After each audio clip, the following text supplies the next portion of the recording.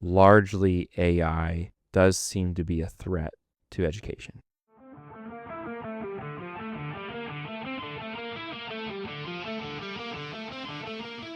AI is officially in the classroom. On this episode of In Bad Company, we're joined by teacher Andrew Maky to break down how students are using AI, how it's changing education in real time, and what excites and worries us about the future.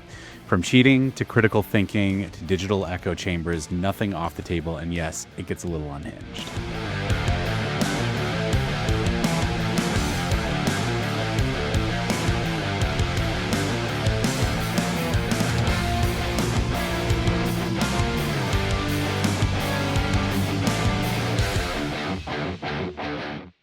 Andrew Maky, how are we doing? Doing great, Heath. How are you doing, buddy? Dude, I'm great.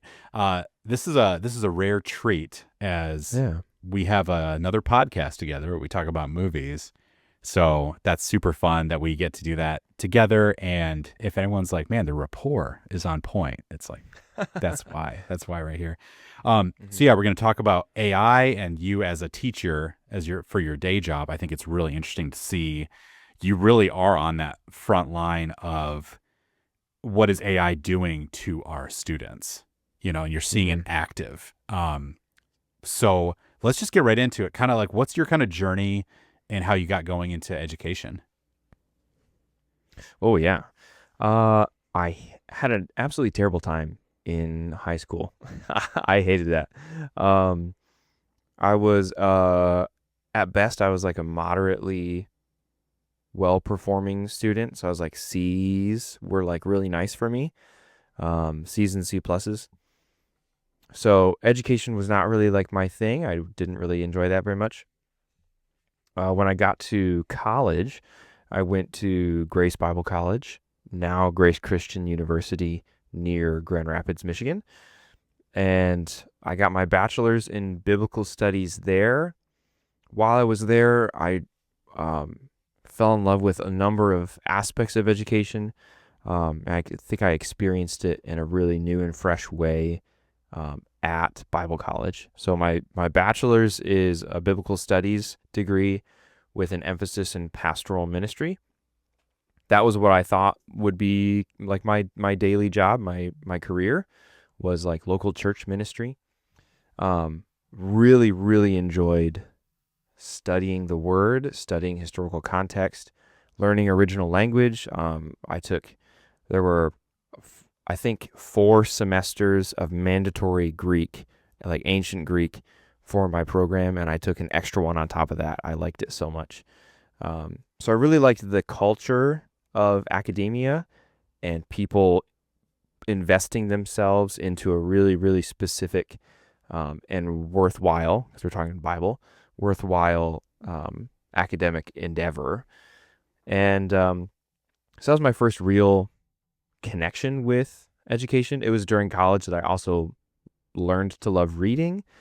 So I'm a huge sci-fi fantasy reader. I love to read, all that kind of stuff. So I really developed as into who I am during my college years. I later went, after my wife and I got married, after my bachelor's degree, waited about a year and a half or 2, and then went to a seminary called Cornerstone, now Cornerstone Seminary, and got my master's there. And that was a really cool experience, much different than bachelor's, but again, very academically driven. Here's a hyper fixation that we're going to cling to, and you get to dive into that. And so that seminary degree was more ministry focused, despite my knowledge that I was at that point going to go into education. So between bachelor's degree and seminary master's, I felt the Lord call me away from pastoral ministry and away from, I was working a really fun but not very sustainable for me job, managing a coffee shop. The company was great, is great. They're still around. But I felt like the call away from that and into education, which was not something I expected at all. And so pursuing my master's of ministry, essentially with education in mind, was an interesting experience. I kind of let me tailor it to my specific demographic, like where I wanted to work essentially, which was really great. But that's kind of my background in education, from hating it to loving academia and education so much that I would even teach a college course. I went back to Grace Christian University and taught a course there recently, which has been cool. But yeah, my day-to-day is high school level Bible. Mm-hmm. That's awesome. So what level of high school is that? Is that all high school grades? It rotates? No, yeah, we've got a whole Bible department. So I'm one of 4 Bible teachers. I teach Old Testament and New Testament alongside 2 other teachers, so we kind of share the load for that. And then those are freshman, sophomore classes. Old Testament is a freshman class. New Testament survey is a sophomore class. Then we have hermeneutics, which is like Bible study methods, like how to study the Bible, how to interpret it. And Christian worldview and Christian ethics is our senior level class. So that's awesome. So you got a couple going there. I really want to quick circle back to you managing that coffee shop, because the world needs to know how good of a pourer you are. I'm ridiculously good at pouring liquids. Yeah, you are. It's. I think the moment I realized it, we were hanging out, and you're like, "No, actually, I can pour that for you," because I was having trouble with something. You're like, I'm really good at pouring, and I was like, that's a super weird thing to say. And then you literally, we were making our own. What's that sugar called? It's just like simple syrup, basically. Just simple syrup, yeah. And you poured a pot of basically boiling, sugar when it was like it was done. You poured it into like pretty much a Coke bottle, like with like the glass neck. And it was the most beautiful thing I've ever seen in my life. Yeah. So I didn't spill a drop. That guy gets to say that. He's like, no, I'm actually really good pourer. And I often think about that when I'm pouring something and it's something else. I'm like, I wish Andrew was here. Andrew is here. But yeah, and I'd also like to talk too, because I think I don't want to talk about our other podcast too much, but I love how you approach story. And I think your love of Greek really kind of goes into that. And you've said to me before how you watch movies with that kind of same mentality as how you would take apart something like that. Could you just kind of tell us about that, like what you do there? Oh, absolutely. Yeah, so there's kind of this mantra that we in my school, in our Bible department, we definitely say this weekly, almost daily, to our students. Teaching the Bible, it's important to remember that context determines meaning. So if you want to understand the meaning of a certain passage, a certain text, whether it's Bible or not, then you have to back up and zoom out, look at big picture context. Who is writing, to what audience, and in what situation does that audience find themselves in when it arrives, right? So that is how I view movies. It's been a really, really fun, and it's also, I reference that I love books. That's one of the reasons I love reading fiction so much, is that you can, as the author, you can decide what the context is. You're not fixed in your own context. An author's context can definitely inform what they create, which is interesting to track through, but it gets to be really fun and creative in the fiction realm. But as far as movies being fictitious, that can be really fun and creative when you follow a director through their whole work and you figure out, like, okay, based on the context of their life or the context of their background, they gravitate towards these themes. Or just inside of stories themselves, the context of the character, the written context, helps us determine the motives and helps us foreshadow. It helps us pick up on all these foreshadowing things for just the story itself. If you're understanding, like our V for Vendetta episode, if you're understanding the references to Shakespeare that V is making, he kind of not necessarily ruins the plot, but he tells you pretty much exactly what he's going to do. If you're, as Jesus would say, if you have ears to hear, then hear it.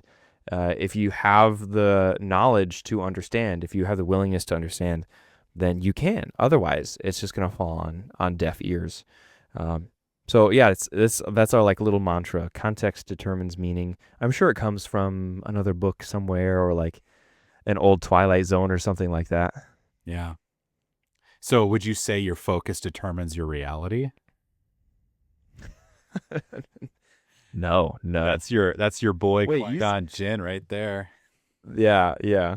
I was gonna say, as much as I do love Qui-Gon Jinn, I think he's a bit of a relativist. That sounds, Mm. uh, yeah. Your focus determines reality. That's a big word. Yeah. I don't know. Yeah, I mean, honestly, I don't want to get into that right now, but you really could do a whole episode on just that phrase because that's quite a statement. And I think George Lucas, unfortunately, is Yeah, not that deep with his things. Like only a Sith deals in absolutes. And I was like, well, wait. We can't. That can't be that's an true. absolute. That's an absolute statement, right?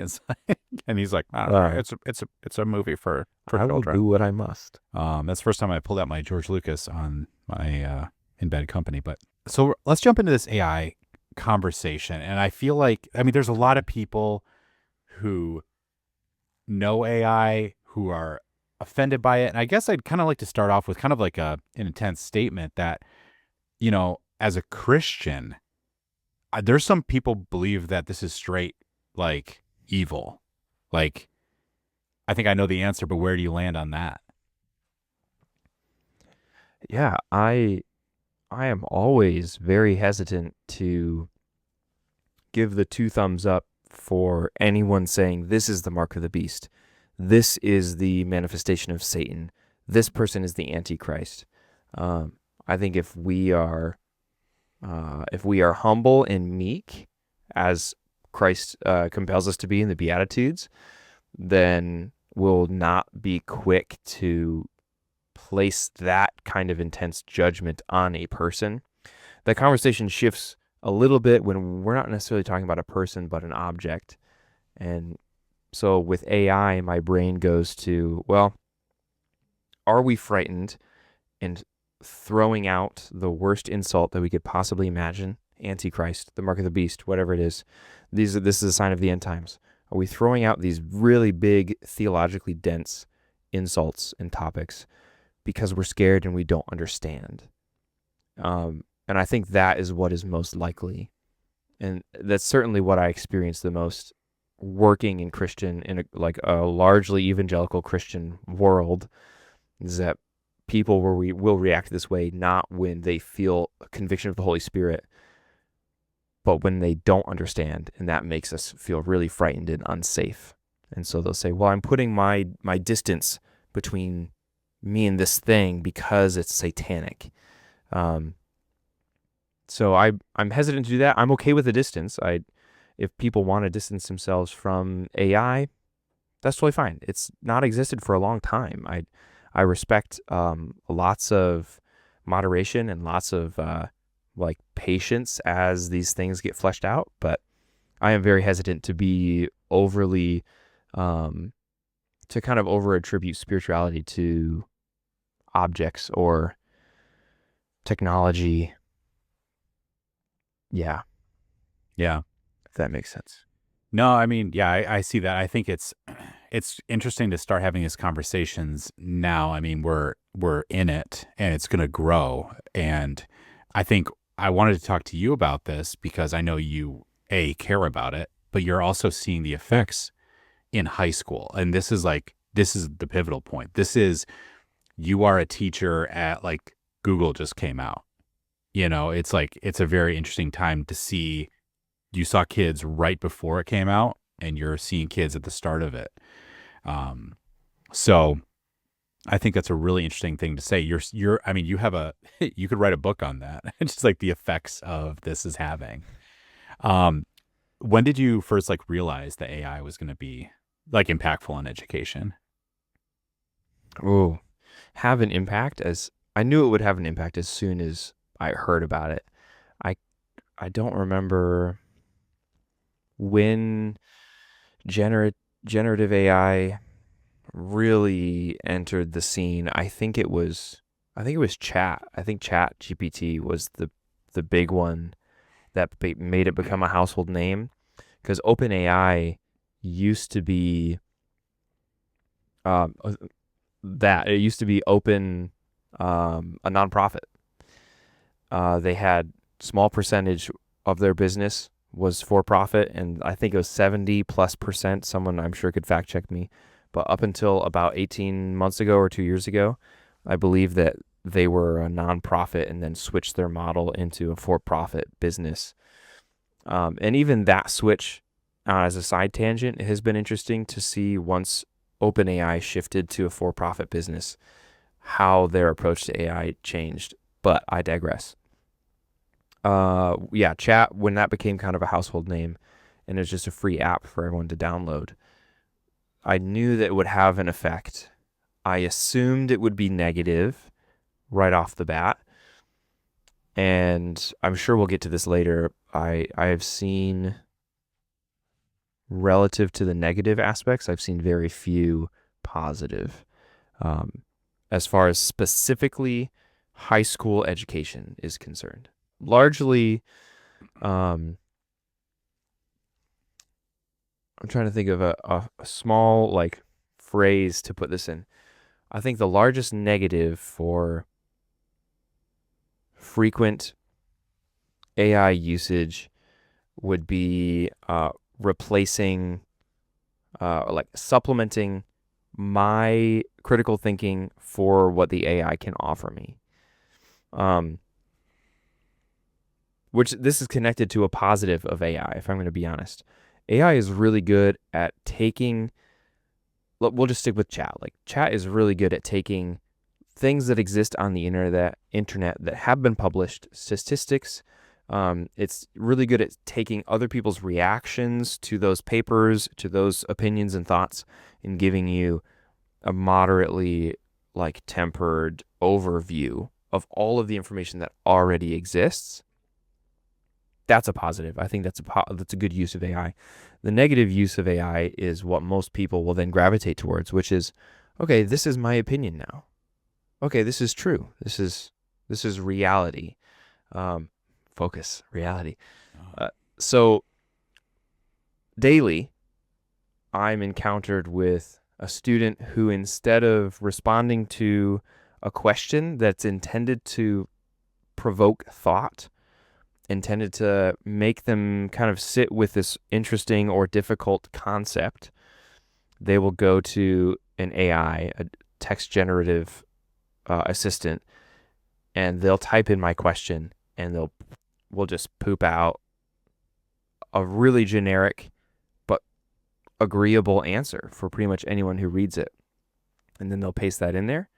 Not only will they'll never remember my question again, but there's no emotion connected to the thought process of the question, and their answer they have no ownership of. So all three of those components that are important are just gone, in one ear, out the other, essentially. The question didn't make them think. They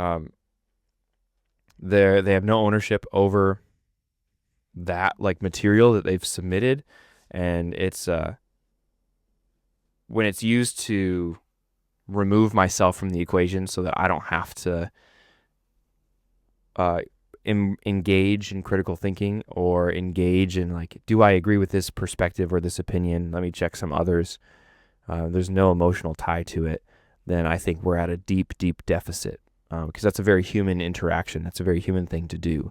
Someone poses a question and you kind of go through all of these processes with it. And AI seems to be used largely for high school students to remove that, because that's a lot of work. So you're seeing it a lot in the classroom as just to make it easier, to quicken the process.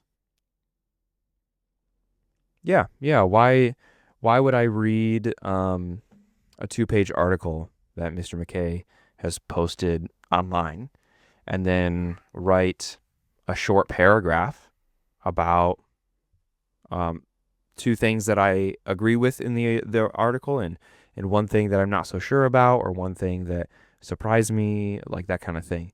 Why would I do that when I could download the PDF, upload it into AI, put in the prompt that Mr. McKay gave me, and I'll get exactly what Mr. McKay wants? And at this point, like I said, I'm talking with sophomores and freshmen. I don't think that they have, most of them don't have the forethought to understand that. I certainly did not as a high school student, but they don't have the forethought to understand that I could get something out of this. The education could help me grow, help me learn, and become a better person, or become a more well-rounded person. So it's really easy to just push off all of these questions and all of this work, this really hard education work, push it off to the side and put it into a robot, because it saves me time, and I get to then choose how to spend my time. All my time becomes free time then.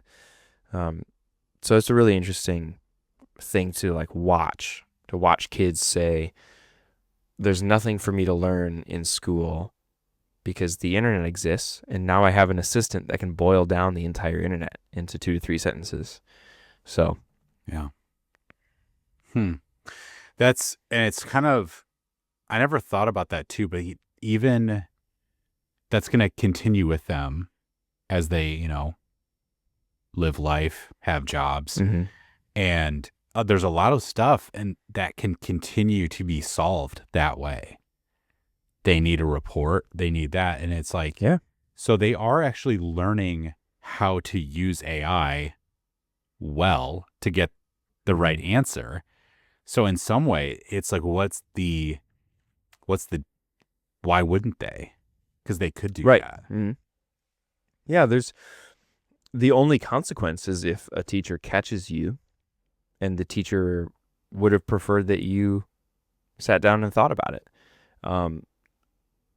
The conversation that I have the most with repeat AI offenders is, I don't care what AI has to say. I don't care what Google Overview has to say about this topic. I want to know what you think about it. I think this is an important question for you as we're in a Christian school. As a young Christ follower, these are important things that you need to consider and think on your own. And so I don't care what AI thinks. I want to know what you think. And you're not giving that to me.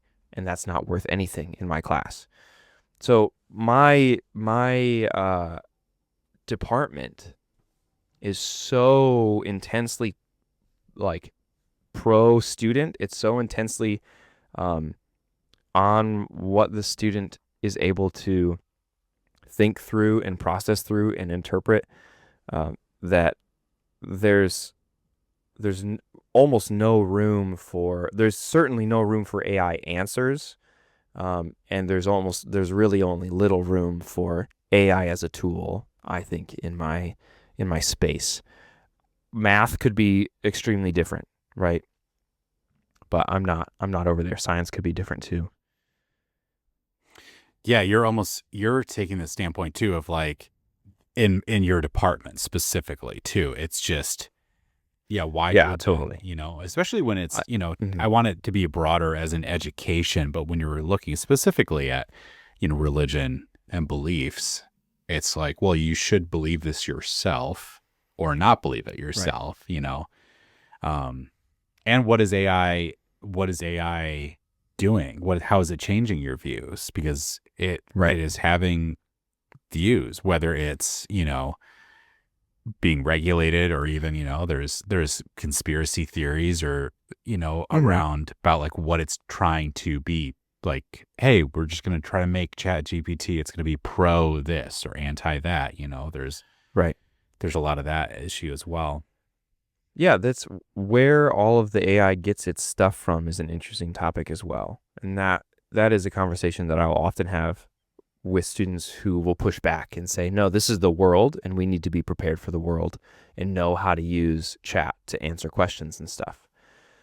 And so I will push back and say, okay, you need to learn to discern.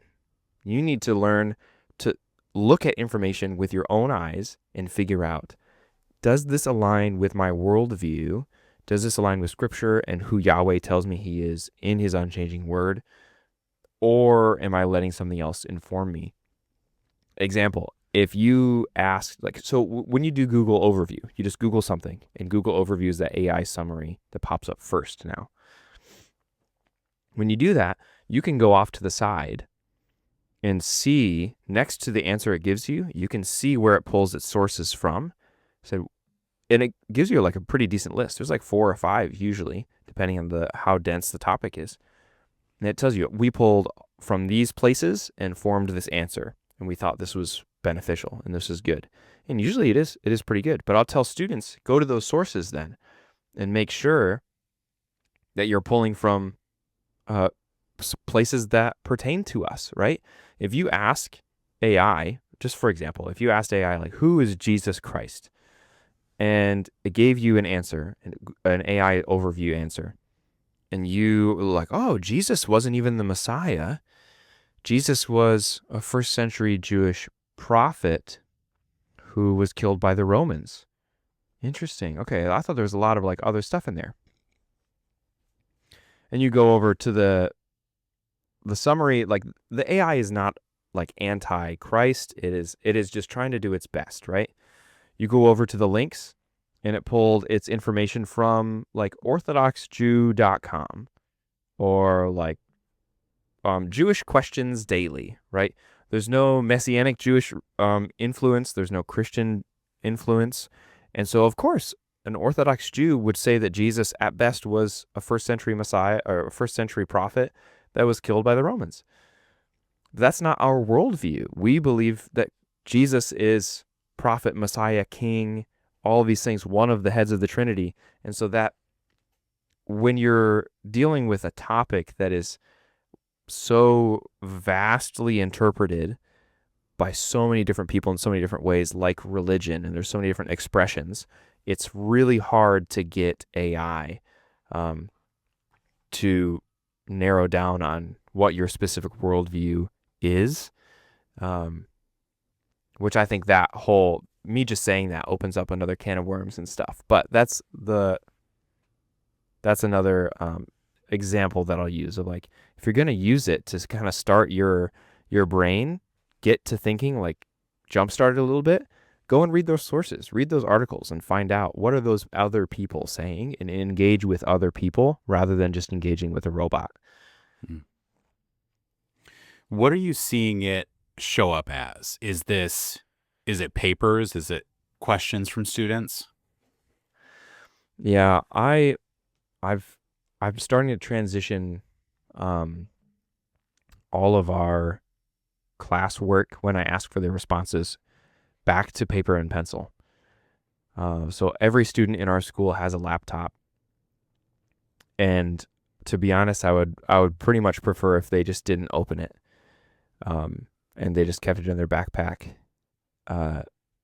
In order to get the kind of responses that I want out of almost everybody, it's got to be handwritten at this point because the temptation is too severe. So most of the time I see AI pop up in a negative sense as online essay response questions, or that kind of stuff. Like maybe I give like 5 or 6 2 to 3 sentence questions over the weekend, and I come back and so has given me all of the answers of specifically exactly what I want, and it's written at the level of like a college junior. And I go, ooh, that's interesting. I don't know that you knew how to use a colon in a sentence correctly. Wow. So that is probably the most frequently encountered negative use of AI. Yeah. Are you able to detect it pretty often? Are you running it through programs at all, or is it just? It is. It's very easy to detect AI over a certain word count. In my experience, I'm not the authority on AI detection. All I know is like what I've used to work. Are there students that somehow have gotten through and like they'll graduate and tell me like, Mr. McKay, I used AI on all your stuff. I'd be like, bummer. I'm sure that's happening. I'm sure that there's some squeaking through because they're really smart with it. But as far as straight up, a student puts my prompt into chat and they get a response out. Anything over 8 to 10 sentences is pretty detectable. Just flat on the page. What really sets it off, and this is how I usually end up having conversations with kids about AI use, is when they don't write like themselves. Most high schoolers type or like write responses exactly how they talk. And if they don't do that, then you've taken writing classes, and I know exactly who you are. Like I know what kind of student you are if you're a freshman in high school and your parents have already signed you up for writing classes.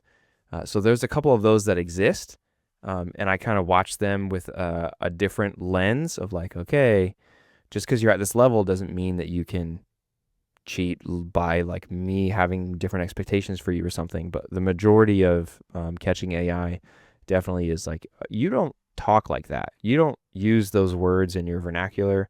That's not how you form sentences. So really it's like the personal relationship that kind of sends up a red flag for me. Like, I don't think if I asked you this question in person that would be your response. So you're even saying, because I've seen some, they have programs to detect AI or there's tricks to figure it out. But you're saying at this point, as a teacher who's with their students, often this is not a seminar you gave on Saturday, like as you know the students, and it's fairly easy at this point to detect AI usage. Yeah. I think the main driving force, I would say it's relatively easy given a relationship. Yes. So I'm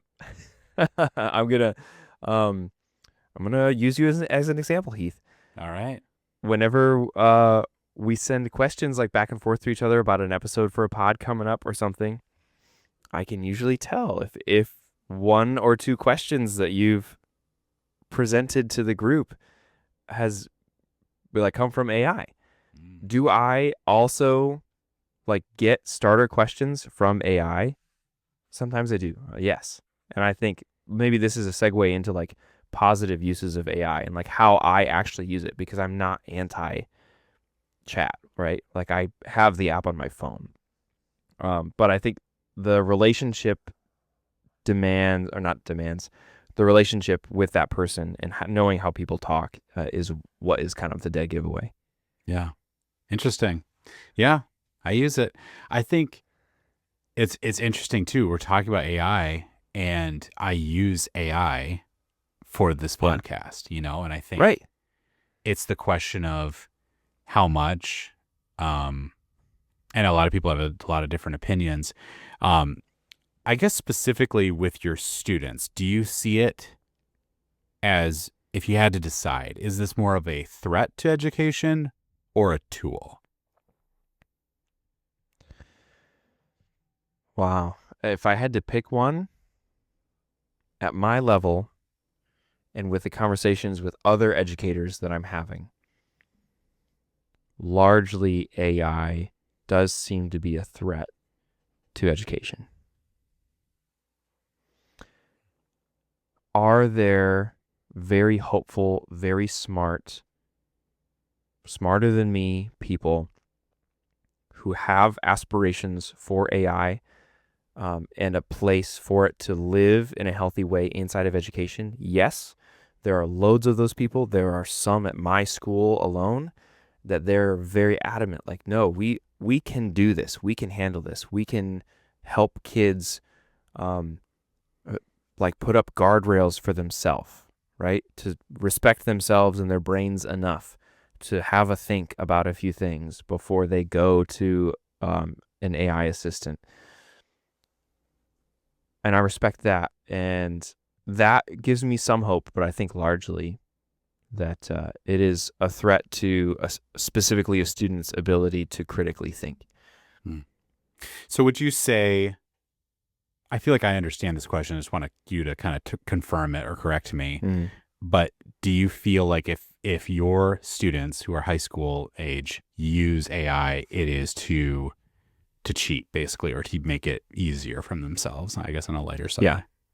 You don't see any positive AI usage in your classroom. I think if someone was to use AI as a tool for like largely positive ways that still allows them to use their brain and engage with material and critically think, that AI would be largely organizational. So AI would have some sort of role on their device to help them organize folders and documents and assignments and due dates, like set their calendar for them, that kind of stuff. I think those are really good tools for AI. Being able to like speak to my phone and have that AI model be more advanced than what's built in there, and just tell it like, hey, I have this thing going on. Can you write that down for me? Put it on my schedule or whatever. And then the AI like doesn't just put it on there. It tells you like, well, I can, but also you've got something else going on. So long story short, I think one of the biggest positive uses for AI is organizational. And I don't see any students doing that. I've not seen any kids. They definitely exist. They're out there. But I've not seen any of my students using AI to lower the anxiety and stress that is the high school life by helping them organize and helping them stay on top of like a task list, right? It's pretty much just cutting corners at this point. And that I did teach a college course, and that changes a bit as the students get older. They have more of a desire to learn once you get into like a bachelor's degree situation. There's less of a like get through the grunt work feel, but it's still there. It's still present. Yeah. And I think there's probably something in that as well, that when you're at college, you're choosing classes more, that hopefully they have a little more incentive. That's interesting, because I think that would, I look back at would have helped me in school, and I was like, I'm still so disorganized, and like the organization of just like, hey, can you write out all my notes, or can you organize my notes by date, or I still think as intuitive as our phones are, like copying and pasting between apps is still really difficult. Like, it doesn't work well. And so it just, to have something of like, hey, can you take this email and combine it with this and just write out the bullet point, something like that. That's interesting that they're not doing it. And I've even heard some people talk about how, if you're going to use AI for whatever space, you have to do like a 10-80-10 rule, is like, the idea is yours. You make AI do all the grunt work, and then you finish it yourself, kind of thing. And I think, interesting. And that's, I like that idea. And that's for people who are basically like, instead of 100%, you're basically still kind of controlling it. But yeah, it's crazy to me too about it. It concerns me when I'm like, am I using this as a crutch to not actually think anymore? Right. There's a lot of talk about that, but then also the idea of, I know what it was. I saw people grow up with different things, and you kind of start to realize that those patterns, what you had, what you didn't have. And then to see students grow up with this, I'm like, there is totally going to be students that never have a critical thought about anything in their life, like already education. I'm sure you're passionate about this. Like, there's already students that don't get good education, and now we're even potentially losing more. I mean, I was that guy. Like, if I didn't want to learn it, I would try everything to get around the issue. And so I think it's hard to look at that now. It's sad. Do you think AI should be banned in schools? No, No. Flesh that no. out. I think it exists in the world, socially as a positive. I can't think of any social consequences for asking chat like for a chicken parmesan recipe that's really good, or sitting around with a group of friends. I don't think anyone would like boo you for reading off a Google overview of a topic that you looked up that you're all talking about. It'd be like, oh, no, this movie did come out in 2005 and it was directed by this person. Like, that is collected, all the information collected and given to you in one sentence by an AI. And I don't know if there are social consequences for that. So in that regard, that it exists in a positive way in the world and they will be faced with it, I think it needs to be around. But there's got to be some sort of guardrail, maybe is too strong of a word. There has to be some sort of like true, genuine explanation why asking AI to do your grunt work of thinking is not good. There will always be kids who say, I don't care. I don't want to. There were kids that did that in the 70s and 80s and 90s and the 2000s. Like, everyone's going to do that. There's not everyone. There will always be someone who will do that. But if the masses, if the majority of students who are interested in education and like further pursuit of education and going into like medical fields or getting doctorates in Bible or whatever it is, if they have those pursuits, those kids need to take seriously that I have to form my brain over the course of 15 and 20 years, and AI can realistically only remind me of tasks that I have coming up. Anything outside of that, I think, in my opinion, I think is a bit too much. Do you think... But I would not ban it. You would not ban it? Okay. Yeah, I think it's hard too because, it's the same conversation with like phones and kids, or like you brought up like laptops. Like there's got to be that mix of let's show you how to use it well, because then what's going to happen if a kid's not allowed to, they go through high school and they've never like held a smartphone, they never used AI, and then all of a sudden they're just like, okay, go live your life. Like what could happen? It's like probably, yeah, if it had been, more controlled environment. Do you think there should be classes like teaching kids about like AI? And man, I don't know about a whole semester class. Definitely more resources on the context of AI. What enables us to do these things? What kinds of consequences for my own brain are there? What kinds of consequences for society, economics? Like, you've got huge billion-dollar companies, AI companies, that are trading stock back and forth so that they can have higher net worth. And they've not put any meaningful product that can generate revenue into the market at all. But they're still worth billions and billions of dollars because OpenAI bought so-and-so's stock and so-and-so bought OpenAI's stock. And they're just like boosting each other up. Those, I have a very basic understanding of that. And I think that kind of stuff would be really interesting to include in resources around AI usage. Just so you know, like, yeah, maybe find a healthy balance of like how to use this for something that's appropriate. And also, it could totally collapse and be gone because the companies that are making this product have no discernible income. And that's interesting. I do want to circle back to a thought that I had, which was that this is not the fault of Gen Z or Gen Alpha. These kids are not at fault. They're not like actively choosing brain rot. They were literally birthed into this internet culture. And this, you could probably speak to this more than I could because you're so old. I'm just kidding.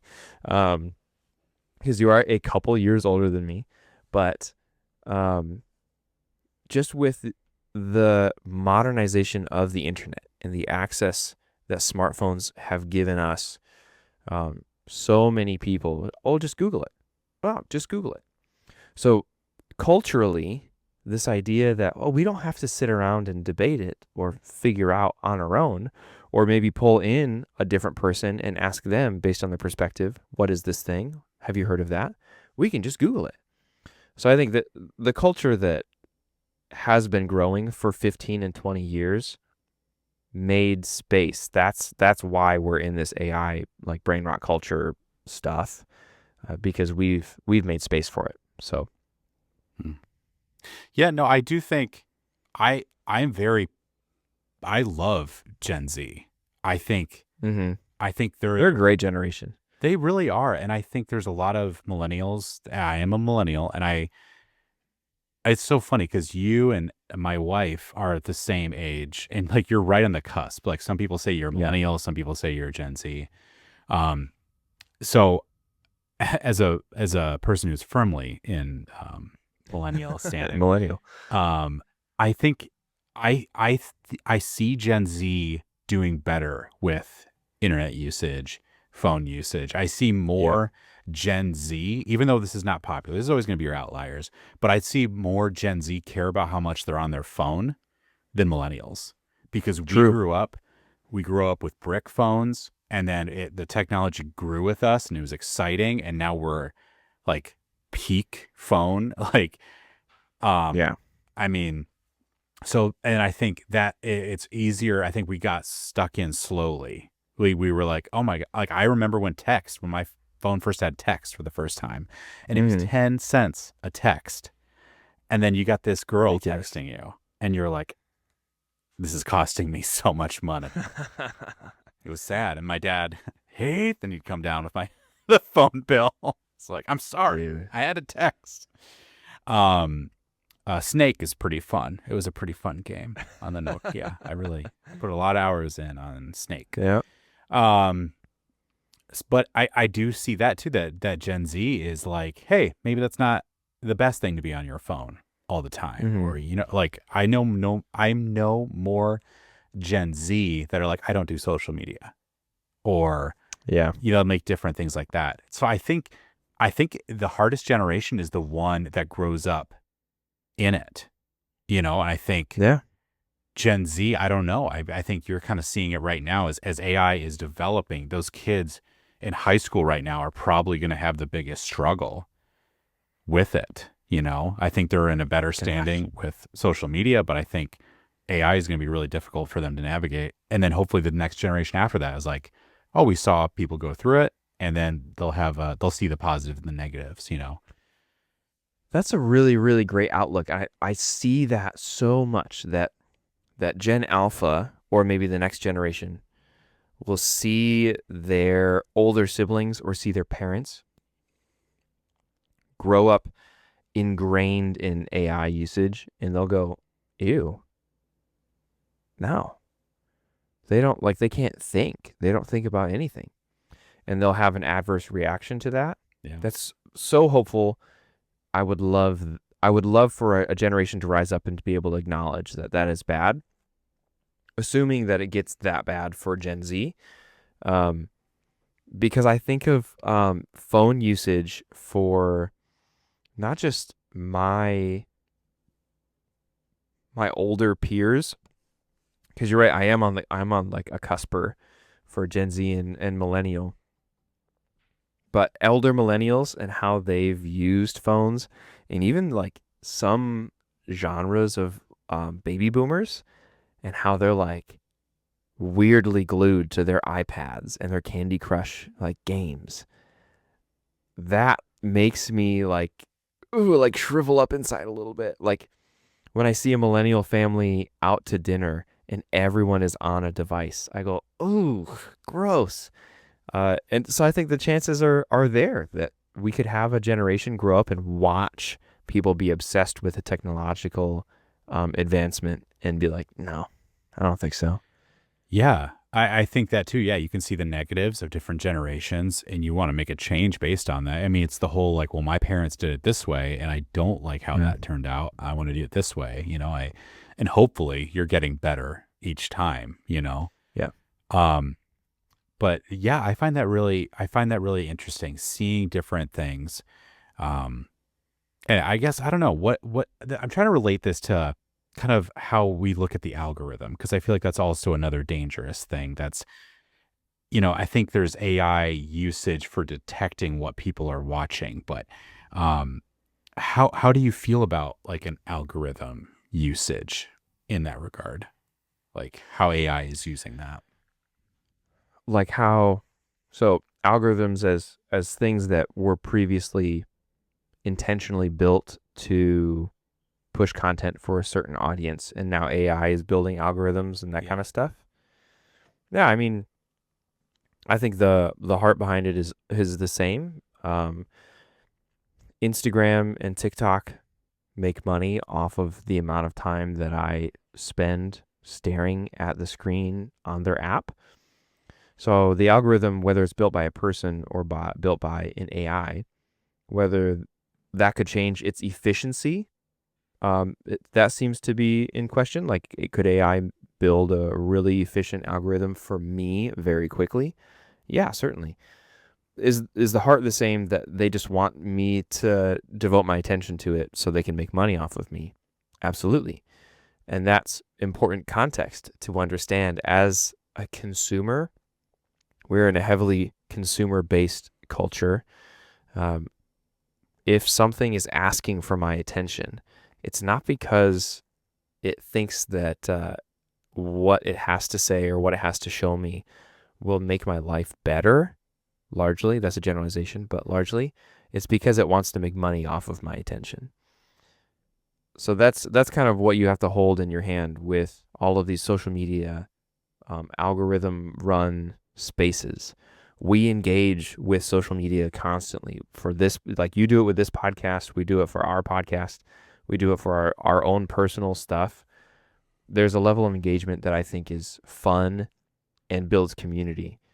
But I always have to hold that like in my other hand of like, if I engage too much, then I'm giving up myself essentially. I'm letting my time and my attention become a commodity that they're able to take and demand, and they will make money off of it, rather than like hang out with my son, I play, I talk with my wife, I go and like get dinner with friends, I learn a new game, like that kind of stuff.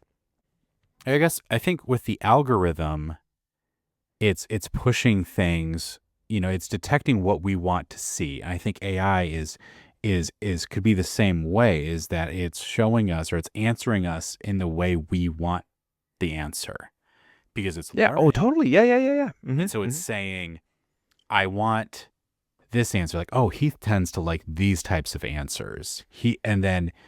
And there's nothing necessarily wrong with that, but then we're just in an echo chamber of our beliefs. And I think Yeah, that's a dude. huge problem with our country right now, is it's so divided because we're stuck on our phones. We're victims of our own algorithm, and they're just pulling us farther apart from each other because it's showing us what we like instead of asking hard questions.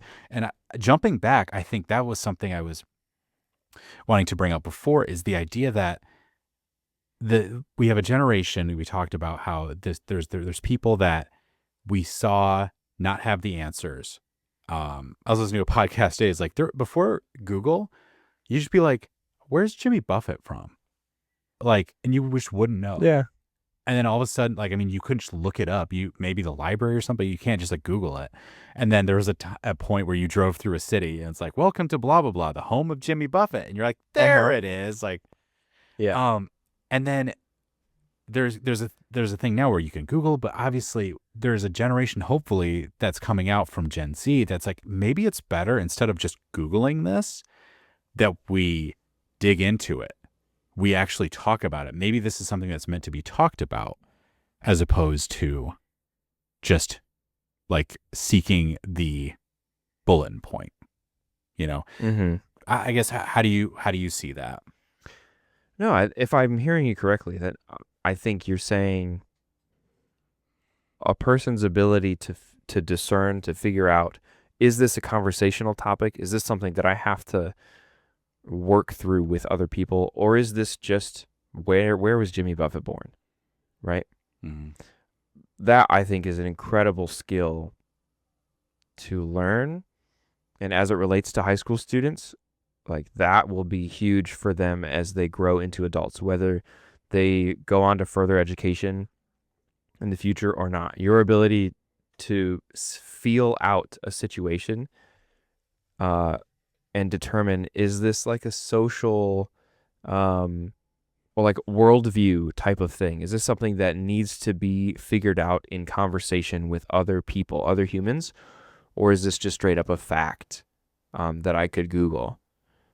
And that's fine. That's okay. But figuring out like, when do I like buckle up and have a really long conversation with somebody, I think is super important.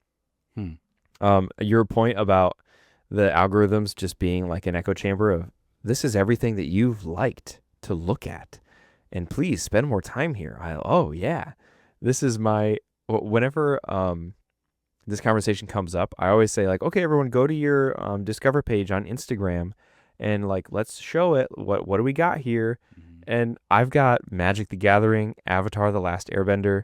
There's a 3D printed like flute that someone has. There's a 3D printed chess piece that expands when you throw it down. There's a lot of Spider-Man. Like these are the things that the algorithm thinks that I'm devoted to. It's like, oh, he loves this stuff. It's so cool. So it's, in that regard, it's like, it's silly. These are so superficial. These are very surface level things about me. And to think that some students and some adults, to be honest, go to that for their meaningful social interaction makes my heart so sad. I don't know if you know this, Andrew, but phones used to turn off. Like that, honestly, that warps my brain thinking about that. Like literally, you would turn off your phone. Like, and it was good to do that. It was like starting your car. Like it's like Yeah. you only have certain battery life. It's not, and things like that. And you would just turn off your phone. And like now, like it's difficult to turn off your phone. Like there's not an on and off switch. It's like, oh, you have to hold these two buttons. Like it's still doable, but it's meant to be left on. Oh no, use it all day. Yeah. Put it on your charger at night, but you can still pick it up whenever you need to, and it's right here. Right next to your bed. Yep. Yeah, don't let it go too far. Spring. Dude, man, our school, one of the best education things that we've done at our school in the last couple of years is become a phone-free campus. So they have laptops. They're doing work on their laptops in a class that's not mine. Usually, I still use it sometimes, but they have their laptops. They're doing work on their laptops, but no cell phone can, like, I, as a teacher, if I see a cell phone between 7:45 and 2:35, then I confiscate it and I take it to the front office. So no student's allowed to have their phone on them. If a high school boy is walking like with his phone in his pocket and you can see like the phone rectangle, I go, ooh, hold on, hand it over. Because they're supposed to be, the handbook is like turned off, stored in your backpack, in your phone, in your car, locked in your home. Don't bring it to school. Those are like the rules. And there's such a rich culture. There's such a rich community everywhere. Like you turn the hallway, turn the corner, and you don't see a single phone out there. It's just kids talking, kids playing hacky sack, kids playing games like outside on the football field, even though it's 30 degrees outside. Like, it's amazing. And that is almost a one-to-one thing. Like, because we got rid of phones, kids interact way, way more than they were. It's measurable. And so you're saying like phones used to turn off. Man, this is like the biggest technological weight on my shoulders is actually my cell phone and not AI.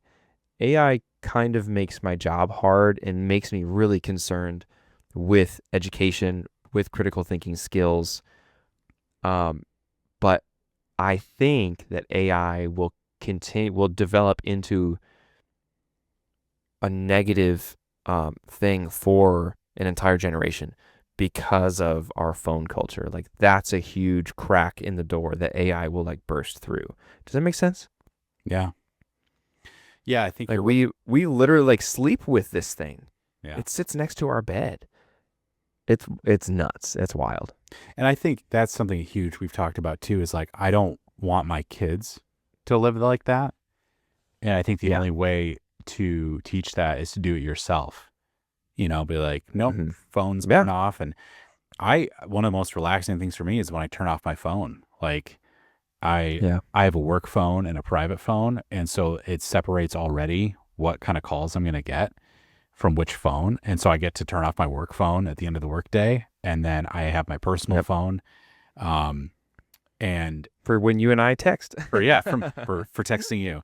There was a moment where only my wife had my private phone, and I'm like, I could just not give it to anybody else. But that's and funny. My joke is too that like I'll turn that off sometimes in the night which is something I want to teach our kids to do too, is like just turn off the phone, just like let's take a break. And and my joke is like, hey, when you're with your wife and your kids, like, oh, everyone I love is here, everyone I care about. So like, literally, no one needs me. Like, and Andrew, as much as I love you, like when it's 9:00 on a Tuesday night, like we're probably podcasting because that's when we Tuesday. But that's true. On Wednesday night, there's probably nothing that could wait until tomorrow morning. No, yeah. But yeah, I guess. I think too, I'd be interested to hear your thought on this, but I think we're going to have a time where we can turn on like AI on and off, like even on like social media, to be like, I don't want to see AI generated material. Yeah. What's the company, like the Sora? Is that what it is? Like the videos? Oh yeah. I think I know what you're talking about. Can't remember. They're always wet marked, or watermarked. Oh, wet marked. That's grass. Close. Very close. Yeah. I know all the terms, but yeah, Sora AI. Yeah. What do you think about that? Like an option to be like, I don't want to see AI generated material, or I don't want, access to that. I'm game. I would do that if there was a little. This is interesting. If there was a little switch to flip, to say like no AI generated videos, images, captions on my feed or whatever, I think I would click that button. How would they do that? They would definitely develop an AI model to detect other AIs and keep it from me. And I think that's cool. I'm totally going to I would use AI to get rid of AI. Yeah.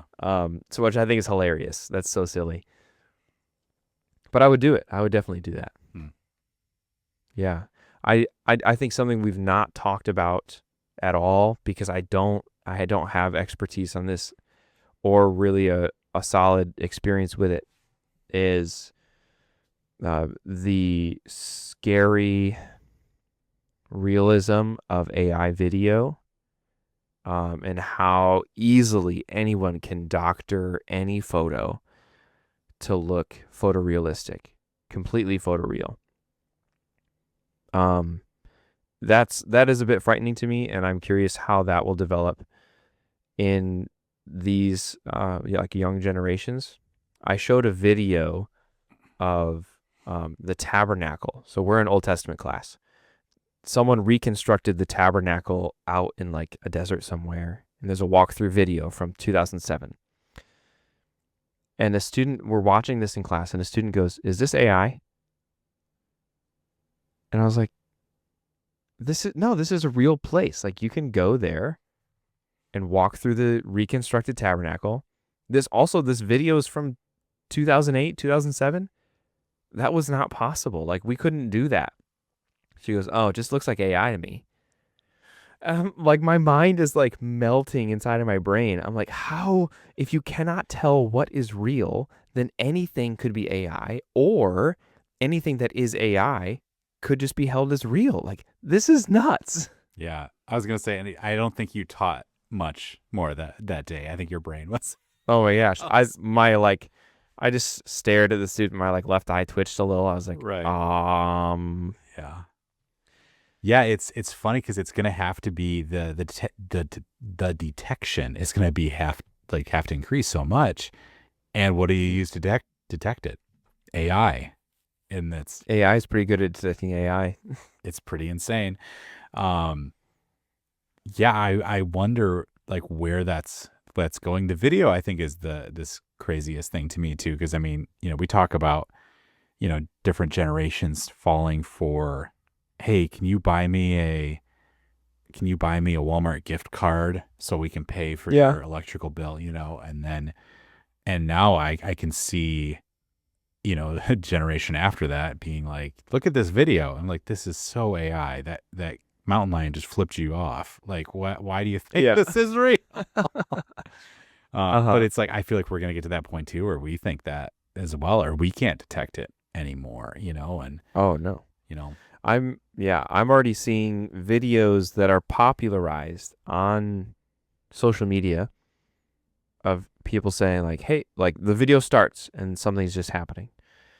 And 10 seconds in, someone stops the video and they go, "That whole thing was AI. None of it's real. It was generated in under this amount of time with 3 prompts." And I was like, "Oh no." Like my AI flag did not go off during that whole like a whole video of a person walking down a street or whatever it is. Like my brother-in-law sent a photo of him in a dinosaur costume for like Halloween. And I was like, dude, that's so sick. Like, what a cool Halloween costume. He goes, it's not real. That's a picture of me. And I asked AI to put a dinosaur costume on me. And it's perfect. Like it is perfect. wow. And that blows my mind. Yeah. So, Yeah. I mean, I think that's why this is such an interesting topic. It's what's coming and how do we prepare for it, and how do we see kids like what they're going through for it. Um, so I guess like what's some stuff, have you used AI actually as a teacher and like in a positive way? yeah. So I've talked about it a little bit, but um, accumulation of resources is a pretty strong positive of AI. You can ask AI to search Google Scholar or search a certain database, like scholarly database, about a topic. So by topic, or look up like by author and look at like the other works that an author has done. And it does it so fast. There's no digging. That's the grunt work of the academic, of the student. The grunt work is not writing. That's the art of a student. Grunt work of a student is finding and compiling information, finding the data that's important and pertinent, and hopefully discovering then on like within your own brain, if you have all the data in front of you, then you can discover something new or have your original thought there. So that's something that we've done, that I've done once or twice in a year. Like I said, we do a lot of read the Bible, read this article, what are your thoughts, that kind of stuff. But when it comes to like research projects, I will show them how to use Google Overview. I'll show them how to use like an AI that their computers have access to pull a bunch of articles from a bunch of different resources, and they can kind of pick, and they'll go in and investigate and say, oh, this one's a little like different, off the beaten track, like off the path of what I was looking for. So maybe I'll go back and find a different one. So that's been great. I think that's a incredibly professional and positive use of AI. And I wish that I could do it more, but there's only so many research projects that you can ask freshmen in high school to do. Tragic. It really. I know. I wish I could just give them more work. I'm just kidding. In your opinion, like what are some things that AI can't replace in the education space? Community. Any, if you ask anyone who was your favorite teacher, they will always tell you not the person that they learned the most from. Sometimes this is the same person, but they're never like, I learned the most from this person, but he treated me poorly. It's always the teacher that cared about them the most, that spent the most time with them, that invested in them the most. Athletes will say it was their coach who invested so many hours after school, before school, in their athletic career. AP students will say pretty much the same thing for their AP teacher. Like, they taught me so much and they invested so much of their life and their energy into me that we formed a genuine human connection, a genuine human relationship that is meaningful in the world. And that's something that no technology and no AI could ever replace. That's why I don't think AI taught classes will ever be a thing, should ever be a thing. That's why there should be no AI actors. There's no replacement for human-to-human chemistry, and for human relationships. It's what we're built for. It's what we're made for. That piece comes from my worldview as a Bible teacher. I think we are designed to have human interaction and human relationship. And so that is not only just like practical. I think that a human needs other people, but it's also spiritual for me. I think that that's a need that has been very specifically installed in us for a purpose. So other people, human relationships. Yeah, I mean, it's got to be the best answer.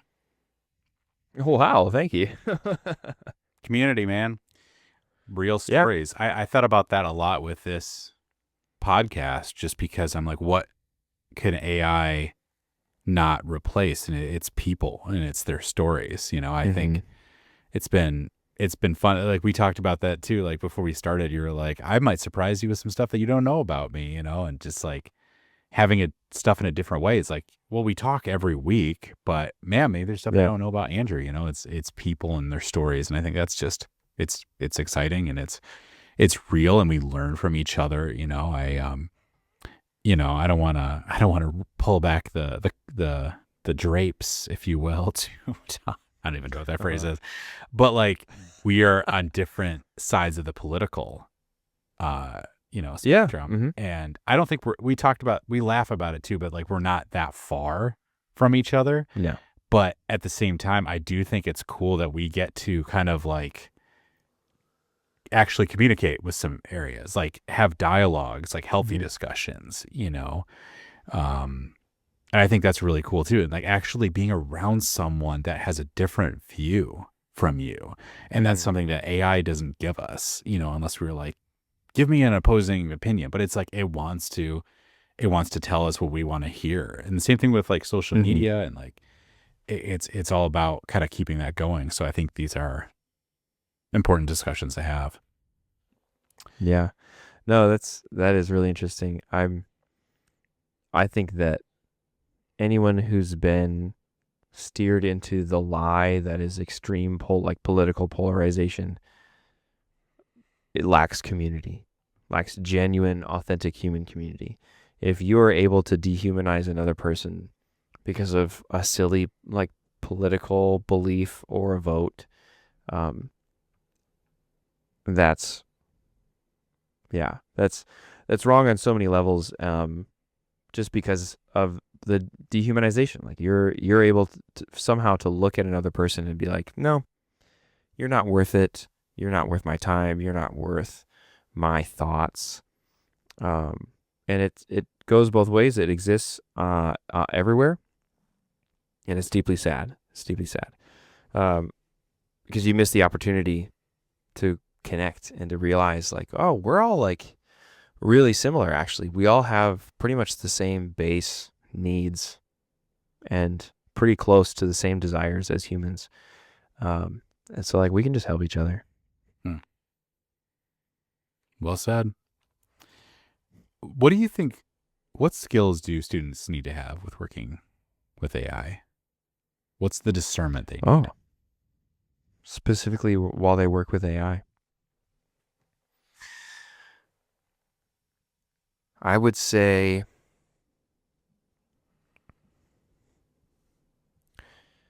I would say that if a student approached me and said, I'm using AI, here's what I'm using for, here's what I'm using it for, in order for me to be impressed and to think, wow, that's a great use, um, they'd have to be very overtly cautious of letting it create content, like letting it create their words for them, or their art, or whatever it is.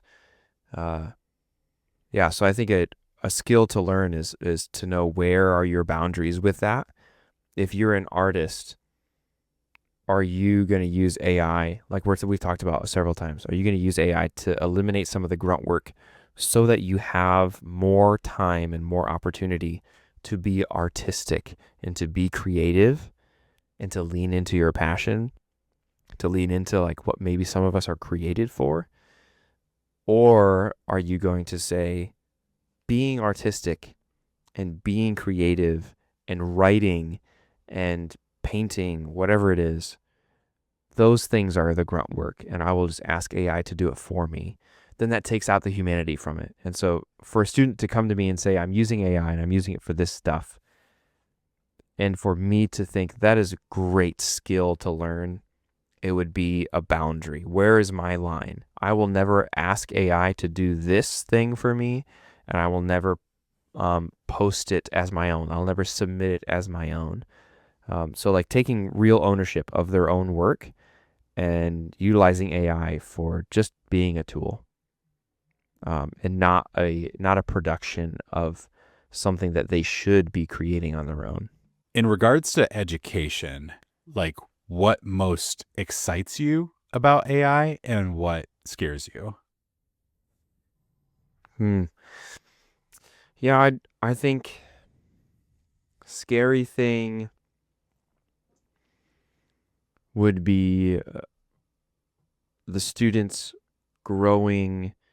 What's a good word for this? Like they don't care. Man, what word am I talking about? As students get more and more used to AI and more exposed to everyday use, uh, and as they let it fill that critical thinking gap where they don't have to have well-formed thoughts on things, they get desensitized. I think that would be a good word for that, to the negative effects. And they will just, my fear is that they will grow into a generation of people that are uninterested in learning, uninterested in reading, and sitting across from another person and having dialogue, long form, that their attention span will be short, that they won't have the capacity for that. My hope is that this makes life easier and more manageable for a lot of people who are overworked, a lot of students who are overworked. High school is very hard. High school is a lot harder than it was when I was in high school. I graduated 10 years ago. The ramp, has been steep. The increase of work expectation and output since COVID, I think, has gone up, as probably an effort to make sure that those younger generations who are in elementary school, while online, kind of like rebound from that. Is that good? Is it bad? I'm not certain yet, but I do know that the workload has increased for all of these young kids. And high school is very hard to do. So I hope that this AI stuff can help them organize better and can help take some anxiety off of their plate. Yeah, that's really cool. I mean, the idea of like literally lightening the load, making that easier. And yeah, it's something that I think everyone should take very seriously. And because I think this is the time it's easier to put safeguards in place now going forward. I don't Totally. I think, yeah, what do you think about that? I guess, what do you think about putting safeguards in now, or how does that affect the future. You know, if we're getting freaked out now by what a video could look like, that we could all get, you know, stumped for. Yeah, I think that's a difficult line to walk, that any meaningful safeguard will be extremely nuanced, that there will be exceptions to rules into situations about AI that will let people flow in and out. But hopefully, ideally, we can train people how to flow in and out, how to use AI here well, and how to steer away from it in other situations where it's not necessary and might be a detriment to you. I think any good rule, any good guardrail will do that. You don't just do a hard no AI ever, never ever, stop it. If you do that, you're bad. You are Satan. Because then you're going to drive so many people away who are using their critical thinking skills and saying, I don't think that this is as bad as you think it is. So I think that guardrails will be good, but they have to be very specific to the context of that student, of that school, of their family even. I think family-driven AI rules are crucial, just like family-driven internet rules are crucial, phone use rules. You have to decide, and you have to lead that charge with your kids. A teacher cannot lead that charge for you. Yeah, it's interesting. You talked about being involved in ministry earlier. And it's kind of a similar thing, too, that you would say, like, even as a youth pastor, I was previously a youth pastor, and it's like you can't be the only person in that family, like, for that kid, same as teacher. Like, it's just like, you're not raising that kid. It's different, you know? But yeah, I think you're right. It has to be that connection. This is off script for the questions we talked about, but cool. In regards to movie, I'd love to hear just your opinion as a movie podcaster on generative AI in movies. I think I'm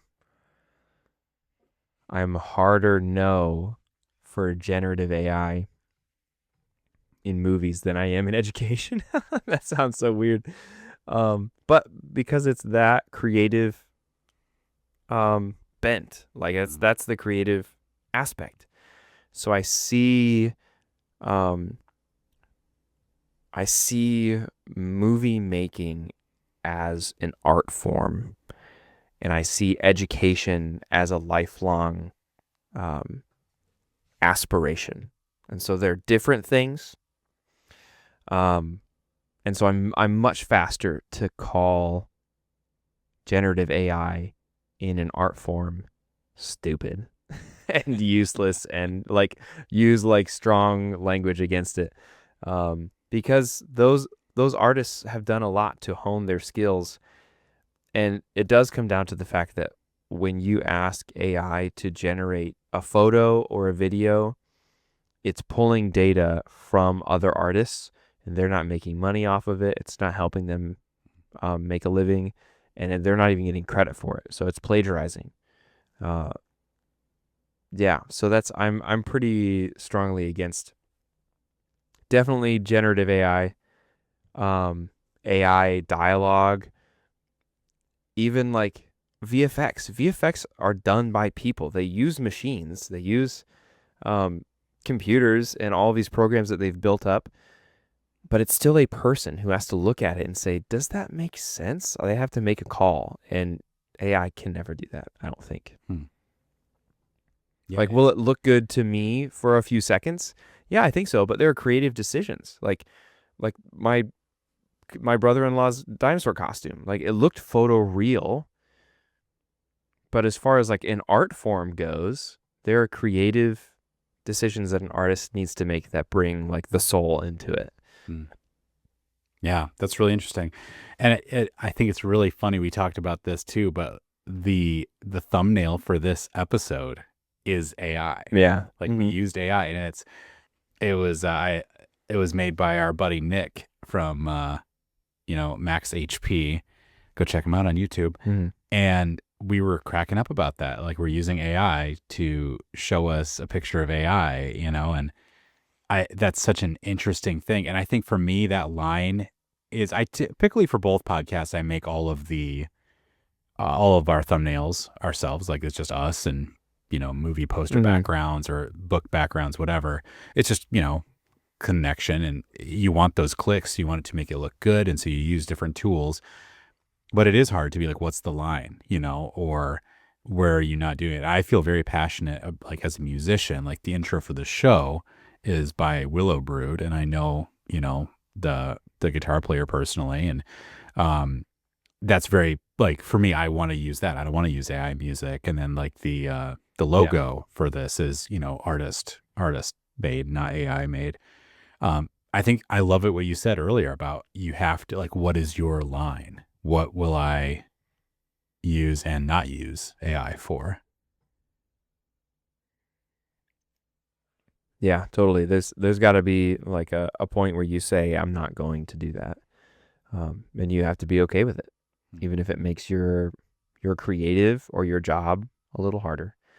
Yeah. All right. I've got a couple crazy last questions for you. You are a special guest because we have a podcast together, so you get two. You get two crazy last questions. You ready for this? Yeah. My first question, called this my unhinged section. Is AI just a Trojan horse for mass surveillance sold to us as education while training kids to accept being watched their whole lives? Yes or no? Yes. Yep. All right. That was our right in question. And now you get the cool. Really? Question. Okay. Yeah. Great. Okay. Is AI just capitalism's final form, where even human thought and creativity become raw materials for profit? Yes or no? Yes. You heard it. Both are true. See, that's why we're mostly on the same side. It's like you went alt left and alt right, but we still agree in the middle. Moral of the story is I'm extreme in both senses, and that's why I agree with so many people. Depends on the question and the day. Dude, thanks so much for being on. This was so fun. Doing just like, doing a podcast together, being on a different context, and it was fun hearing your story and just the knowledge, because you can have so many different people about, like, okay, I want to talk about AI. Who do you talk to? And it's cool to see your perspective, because you have such an interesting snapshot of actual effects in the lives of students. So this is a little self-effacing, but why don't you just push your podcast and tell people that they should check that out? Great. Hey, yeah. Heath, thanks for having me on. I really appreciate it. Of course. I'm part of a podcast called Your Feature Presentation. It's a movie podcast. Hey, there's a logo. Here's the logo. You'll find a really elegant balance of movie news, movie reviews, and movie talks, where we break down, whether it's a scene or an entire movie, what has been meaningful for us in the artful expression of filmmaking. So, all things movie. Lots of other nerdy things come up in conversation, as you can tell from listening to us today. That's the podcast I'm a part of. Dude, awesome. And it's led by none other than Heath Fall. Welcome to Your Feature Presentation. Let's kick it off right here. There you go, baby. Yeah. Well, dude, thanks so much for being on. A pleasure.